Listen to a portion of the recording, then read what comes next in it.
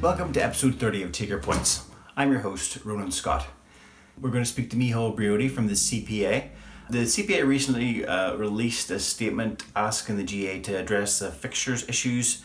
They feel it's getting to a serious crisis situation, and they feel that during this time of COVID, when the GA was able to deal with serious situations, they should be able to deal with this fixtures situation. So they called upon the GA to take drastic action and implement strategies that they themselves feel that the GA itself had already suggested. But I've got Micheal here, and we wanted to ask him a few questions. So Micheal, thanks for coming on. I wanted to start by asking you, can you in your statement you talked about having designated periods for club, county and third level. I wanted to ask you why that's important. It's very important to have designated periods for club, inter-county, third level. And the main reason why it is so important is that the decision on which team to play or train with is taken out of the hands of the player, and that decision is made for them. It is unfair to expect young players to decide whether they should be training or playing with their club or their third level or with the inter-county. Like, there needs to be designated periods allowed for each of these so that there can be a clear, unambiguous framework for everybody to work within, right? And if there's an overlap, there's always going to be contention, and if there's an overlap, then that generally means that there's unfairness. Someone is trying to steal a march on somebody somewhere, right? So very important that if those designated periods, or when those designated periods are allocated, then you design the competitions for, be it club, inter-county or third level, within the periods that you're given. Not where we have at the moment, where we put out the various different periods and then try and fit in the traditional competitions that we've always had. And that applies to club and to inter-county equally. So it's very, very important that there's order to the system. The CPA have constantly sort of said that there's a lack of order within the system, and that's what brings the contention. There should never be a debate, is it club v inter-county. There is space for both, and all can sort of kind of work within together, but there has to be order to the system, and order to the system is really around designated periods for the various different units within the GA. Okay, one of the things that I wanted to ask also was how difficult will it be to find a time frame that won't cause tension amongst those three groups? We don't feel it'll be difficult to find a time frame that won't cause tension between the various different parties. Right, we're not going to say it's very easy, but a lot of the work has been done, a lot of the solutions have been put on the table. Look, first and foremost, this has to come from the leadership of the GA. The leadership of the GA is obviously the Uachtaráin of the day, the Director General, the Management Committee and Central Council. And if they want to sort of look at the solutions that's going to solve the fixtures crisis, they've done a lot of the bedrock of the work that has been done already, but now they've got to go and carry that, or carry the best options and put it to the clubs. So it's not overly difficult. There has to be compromise from each side, from clubs, from inter-county, from third level, all across the way, from the GPA, from provincial councils. There all has to be a little bit of give and take, but it can all be done. If 2020 has taught us anything, we have seen what can happen in a short period of time, how things can be made exciting at club and at inter-county, hopefully later in the year as well. Right? And I think that's an example of the leadership of the GA taking decisive action, decisive sort of leadership, and putting it out to the rest of the association, and the association welcoming that, right? Welcoming that sort of leadership and saying, right, okay, we're going to roll with this, and it's for the betterment of the GA. Okay, you talked about central council structures for enforcement of rules. Would you explain why that's important? When we sat on the fixtures task force last year, one of the things that was mooted was a central control structure, and the intention was that would be put out to or sort of managed by the provincial councils.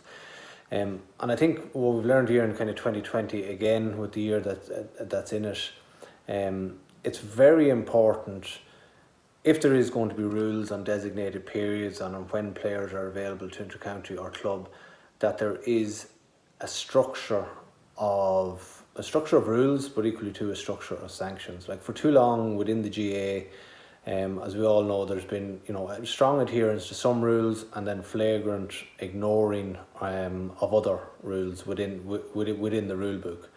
And like, what we would like to see here is that body is managed centrally and observes, be that within the sort of provincial councils or within sort of county boards, that they manage the sort of adherence to when the designated periods,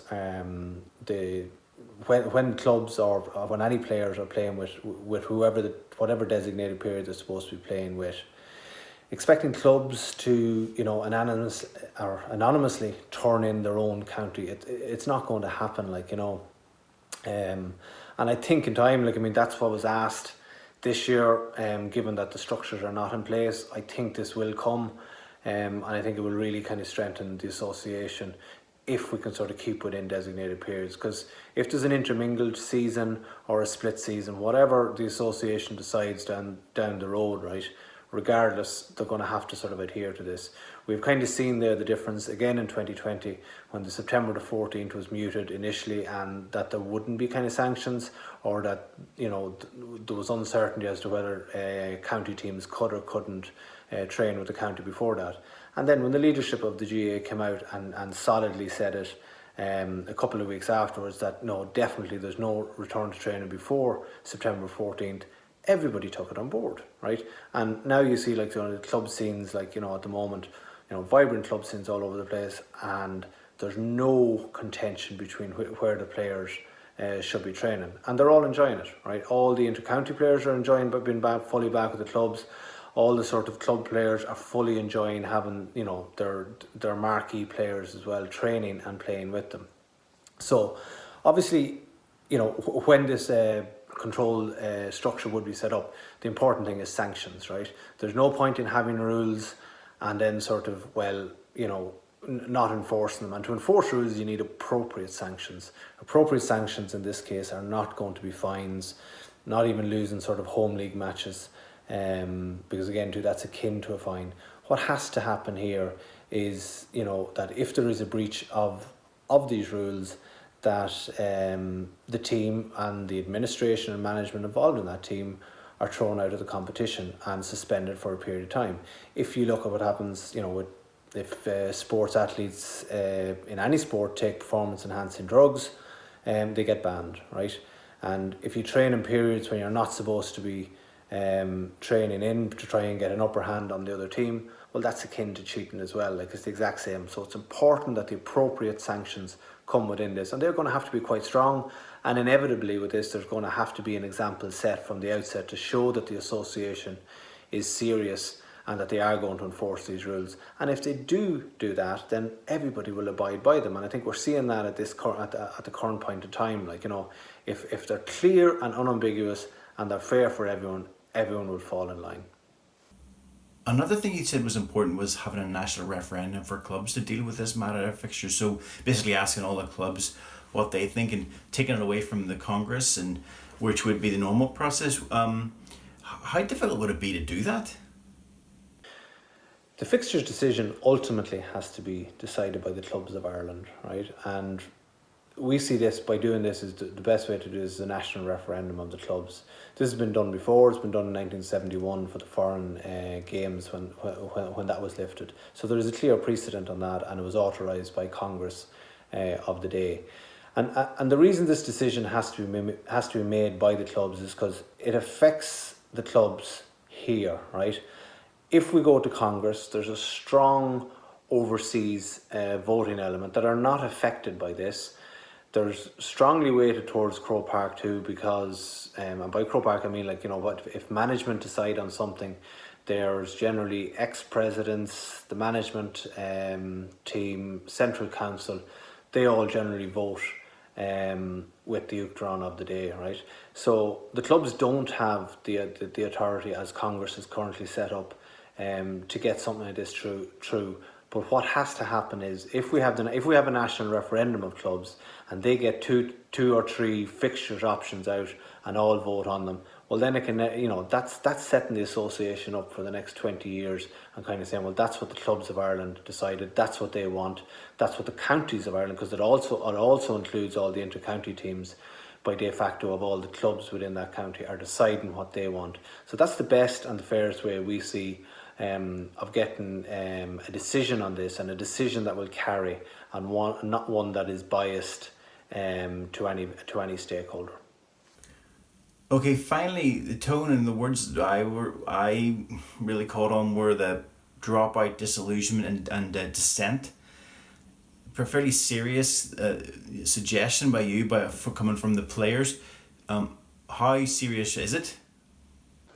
How serious is the situation? Well, I think when we see the dropout rates within the GA and go back to the 2013 ESRI report, and it shows that there's a dropout rate of over 60% in GA games between the ages of 19 to 24, and that's not good enough. That's not good enough for our association. And I think what we've seen here in the year of 2020 with the pandemic, we've seen a lot of players coming back to their clubs because, albeit unintended, right? But what happened was there's an abbreviated club championship or club scene, a club window. They had certainty of fixtures for a change, and it was a continuous period of 10 to 12 weeks.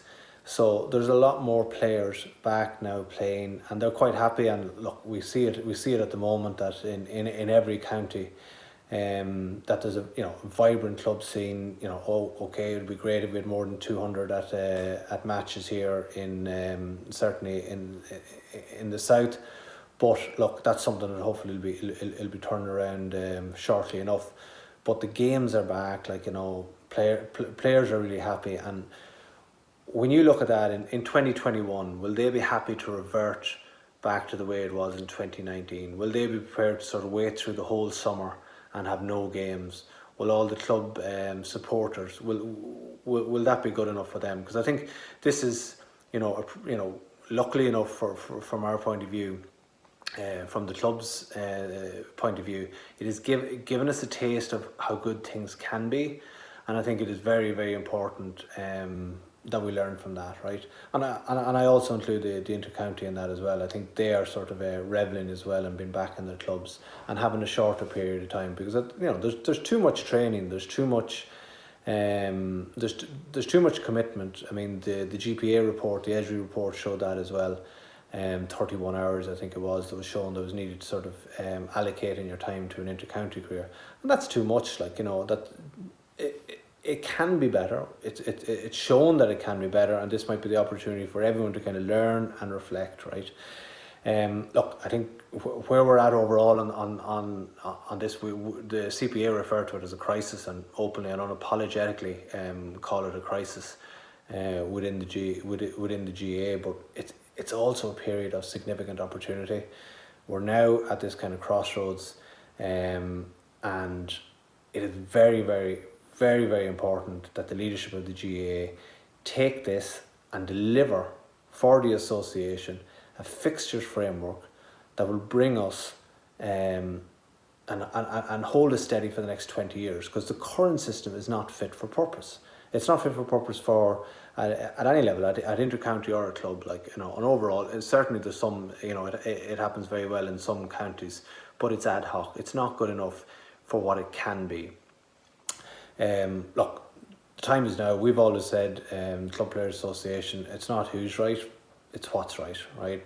We know that the GAA may ignore us, may want us to go away, but nothing we've said on this whole sort of kind of thing can be argued with logically, right? All we want is fairness for both. We're completely supportive of the inter-county scene and the money and the promotional value that delivers for the association. But it's the whole system, right? They have to step above from the current systems, the traditional systems that they operate within, and deliver a better system. And that'll be the legacy of the existing Uachtaráin, the legacy of the existing Director General. And those are the two most important people who can deliver this change, right? I do think they have been lacking in sort of delivering this change so far. Yes, they've been busy with COVID, but that has been no excuse. This has been going on before this. The task force work was done. We kind of heard nothing out of that. It's, you know, it's important there's a lot more urgency put to this so that, you know, change can happen for 2021, 2022 latest, but the change has to happen. And, you know, look, we'd hope that all the good things that we've seen in light of the pandemic, that we've seen, you know, that the opportunity, that time that players have, that club members have, that they will reflect and say, look, yeah, change can happen here and the time is now. Okay, Micheal. Well, thanks for answering our questions and thanks for taking the time. It does sound like a serious situation, a crossroads and a fixtures framework that will hold us steady. Love the ambitions. We'll see how it pans out, and we'll follow this story as it goes along in the future. And I would also encourage you to subscribe to the GaelicLife.com website, where you can read our PDF edition and read our stories on our site. But that's this week's show. Hopefully to see you for the next one in a fortnight's time. And thanks for watching.